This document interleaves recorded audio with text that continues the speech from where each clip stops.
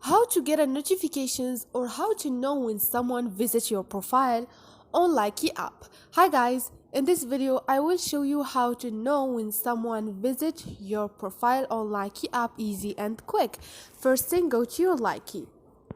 Once you are here, the first option is go to me at the bottom and you're gonna find the visitor icon up there. And like you see, you're gonna see a list of all the people who visit your profile, and you can click on those three lines, click on setting at the bottom, click on notifications, scroll down until you find visiting notice. You can turn off or on this option. Turn on this option to know when someone visits your profile on Likee app. So this is it, easy and quick. Hope this video was helpful to you guys. If it was, don't forget to subscribe and like.